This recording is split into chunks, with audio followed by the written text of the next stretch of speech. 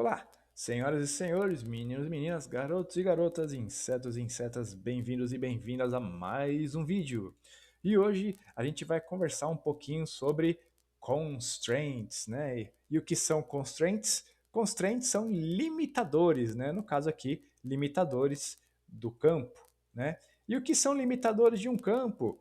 São objetos no banco de dados que vão impedir que a gente coloque qualquer coisa no campo, né? Então eles vão limitar os valores ali do campo para uma certa regra aí, devido a uma certa regra, a partir de algumas condições, ok? Então vamos lá, quais são os tipos de limitadores de campo que a gente já viu, né? A gente já viu chave primária, né? Que nada mais é do que é um campo que não pode ter valores repetidos e a gente usa ali para fazer os relacionamentos entre as tabelas, né? E a gente também já viu a chave estrangeira, né? Que nada mais é o que? É um campo que se relaciona com o campo de outra tabela, né? E aí esse campo não pode ter valores diferentes que o campo da outra tabela, né? E a gente usa também para fazer relacionamento entre tabelas, né? No caso, se a chave primária numa tabela tiver os valores lá nos registros 1, 2 e 3, né? O nosso campo de chave estrangeira que se relaciona com esse campo de chave primária não pode ter, por exemplo, né? Não pode ter os valores, sei lá, 4 ou 5 ou 8 ou enfim, não pode ter valores diferentes, né? Isso aí é uma limitação do campo, portanto, é uma constraint. Quais as constraints que a gente não viu, né, que a gente ainda não sabe? A constraint única e a constraint de verificação. A constraint única, pessoal, ela é parecida com a chave primária, tá? Por quê? Ela vai dizer que o meu campo não pode repetir valores, né? Então eu não posso ter dois registros com o mesmo valor naquele campo, né? E aí eu vou dizer que o meu campo é único aqui, e aí minha tabela não vai permitir que eu repita valores no mesmo campo, numa mesma coluna de uma tabela, né? E a constraint verificação? A constraint verificação, ela vai realizar uma verificação, né, no seu registro, e se essa verificação passar, você consegue inserir. Se não, você não consegue inserir. A mesma coisa para as outras constraints, né? O problema da verificação, pessoal, é que em algumas versões aí do MySQL, inclusive recentes aí, ou do MariaDB, ela não está implementada ainda, então ela não funciona, tá? Se você tentar colocar uma verificação, ele não dá erro, mas também não funciona, tá? Há uma previsão de implementação dessa funcionalidade, mas ainda não foi implementada na maioria das versões aí, tudo bem? Então a gente vai deixar essa aqui do lado, mas é tranquilinho, o que a gente precisa de verdade são esses três aqui. A verificação seria mais digamos, um a mais aí, né? Uma coisa a mais aí pra gente ver, certo? Legal. Então já vimos chave primária, já vimos chave estrangeira nos vídeos anteriores, né? Vamos ver o limitador único. O limitador único, pessoal, ele é identificado pela palavra unique, né? Parece até francês, mas não, é inglês. É unique, tá? E aí, como que a gente usa ele? Bom, sem mais delongas, vamos entrar aqui no nosso ambiente de comando do banco de dados e vamos começar a dar os nossos comandos, né?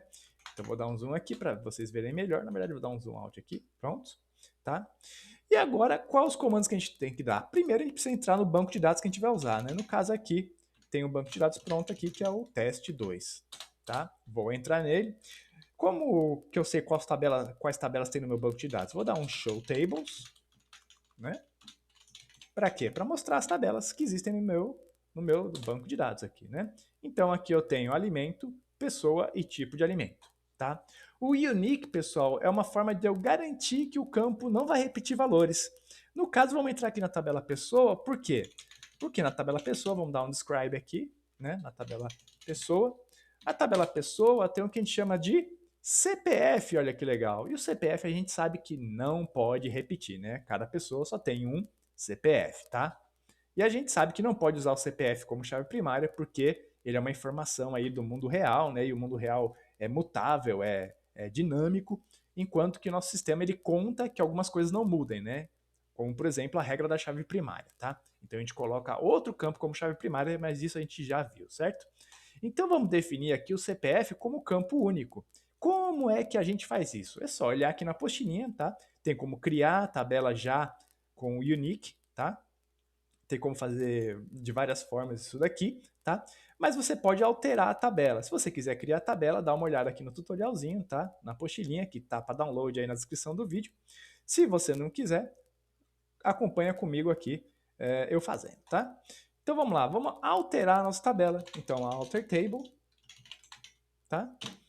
No caso, a tabela é pessoa, tá? E eu vou adicionar uma constraint na minha tabela, né? Vou adicionar uma constraint, que é um limitador, né? Um negócio que vai limitar o valor do campo. E que tipo de constraint que eu vou adicionar?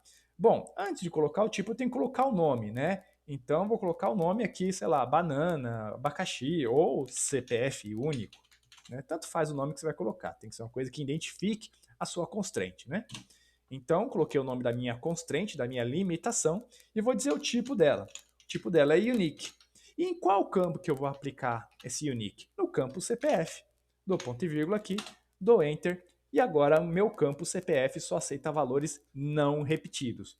Ah, como que você tem certeza disso? Eu dou um describe novamente na tabela pessoa, e aí você vai ver que de fato aqui o meu CPF agora é unique, porque aqui em key apareceu uni. Certo? Legal. Mas, nossa, fiz porcaria, coloquei um unique, sei lá, em outro campo que não deveria. Como é que eu faço para desfazer? Então você vai dar um alter table, né, na mesma tabela, e em vez de add aqui, você vai dar um drop, né, drop index, tá? Não é drop unique. Você vai dar um drop index e aí a identificação do seu da sua constraint, né? Coloca aqui CPF único, alterou, dá uma olhada na pessoa, não tem mais unique aqui no CPF, beleza? É isso daí. Legal. Agora, pessoal, se você está acompanhando os vídeos até aqui, a gente já sabe criar o banco de dados, criar os relacionamentos, chave primária, já sabe criar as tabelas, já sabe fazer análise ali, coisa e tal, para poder, enfim, modelar nosso banco de dados, já sabe colocar constraints, coisa e tal. E agora o que, que falta? Finalmente a gente inserir e consultar as nossas tabelas, tá? Essa aqui vai ser uma prévia um pouquinho mais simples, tá? Que depois a gente vai ver como fazer consultas com bancos, quando as tabelas estão relacionadas entre si, né? A gente vai entrar nos inner join da vida, coisa e tal. Mas vamos lá. Começando, como dizia o caminhante, aí, o maratonista, pelos primeiros passos. Vamos lá. Inserindo e consultando dados nas tabelas. Como é que eu insiro o dado numa tabela? Bom, a gente vai usar o comando insert into, tá? E aí, o comando está aqui, ó, tá? Vamos fazer para o nosso exemplo aqui? No nosso exemplo aqui a gente tem pessoas, né? Então vamos inserir, né? Insert into pessoa, tá? E aí eu tenho que especificar o nome dos campos que eu quero inserir. No caso aqui eu quero inserir o CPF, eu quero inserir o nome, eu quero inserir o RG e só. Ah, mas por que você não insere o código? Porque lembrando, o código é chave primária e é auto-incremente, eu não preciso inserir ele. O valor dele vai ser gerado automaticamente por conta do próprio banco de dados.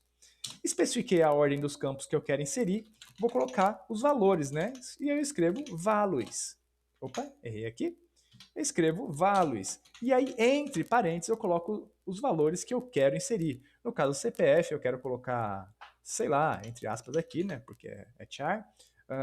1, 2, 3, 4, 5, 6, 7, 8, 9, 10, 11 caracteres, certo? Eu sei que está errado, tá, pessoal? Mas é só um exemplo. E agora, em seguida, eu quero inserir o nome, né? Eu tenho que colocar na mesma ordem que eu coloquei aqui, ó, eu tenho que colocar aqui, tá? Então, eu quero inserir o nome, eu vou inserir o nome Joca. E agora, eu tenho que inserir o RG, que eu vou inserir 45, 897, né? Qualquer coisa, tá? Dou um zoom out aqui para vocês verem melhor. E esse é o meu insert. Vou dar Enter, inserir no meu banco de dados. Ah, como é que você sabe que inseriu no banco de dados? Aí a gente vem para os próximos tipos de comando, né? Que são a consulta de dados, tá? Vamos lá, como é que eu consulto dados de uma tabela? Eu vou dar um select nela. Tá estranho, né? Selecionar a tabela. Mas na verdade eu vou selecionar os campos que eu quero que venham, que se mostrem para mim, né? Então eu quero todos. Asterisco significa todos, tá? Então selecione todos os campos from, no caso aqui, da onde, né, que eu quero, from pessoa, tá? Eu quero todos os campos da tabela pessoa dou um Enter e olha só, tá aqui o Joca com o seu CPF. Tudo bem? Legal. Vamos inserir mais um registrinho? Só que dessa vez vamos inserir dois registros, né? Eu vou inserir não só o Joca, eu vou inserir... Vou inserir o Juca, e o Juca tem isso daqui, tá? De valores. Vou inserir, olha que legal, eu posso inserir mais de um registro, né? Abro parênteses, vou ativar o modo multilinha aqui para a gente poder separar em várias linhas isso daqui.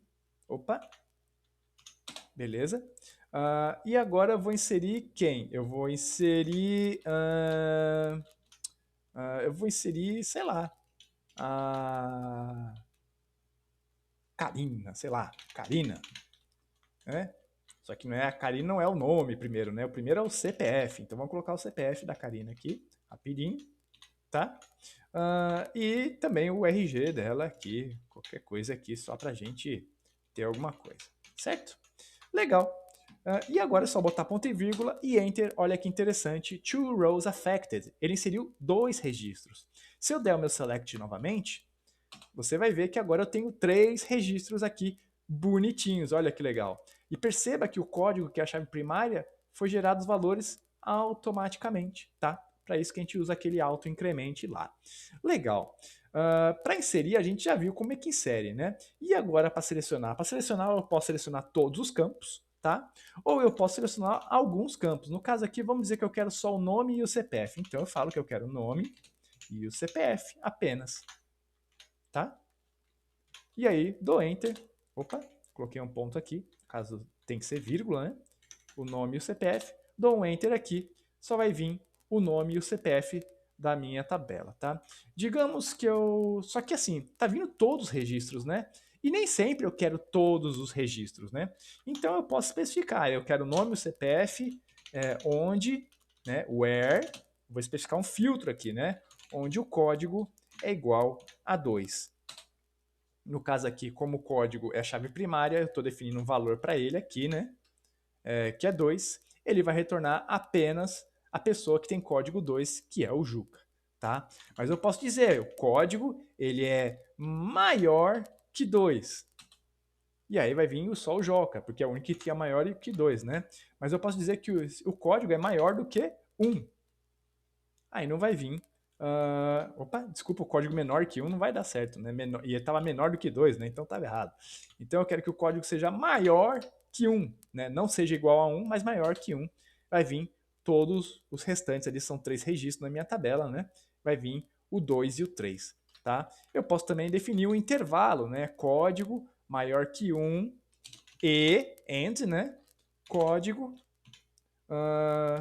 menor que 3.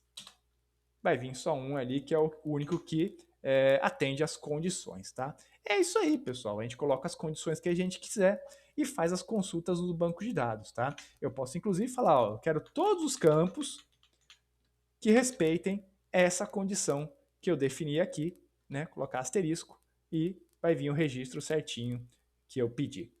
Tudo bem, pessoal? Nos próximos vídeos aí a gente vai começar a ver como fazer consulta com relacionamento, coisa e tal, que começa a complicar um pouquinho mais, mas para começar aí consulta é isso que vocês têm que saber, tudo bem? Espero que vocês tenham gostado, espero que vocês estejam bem e até mais.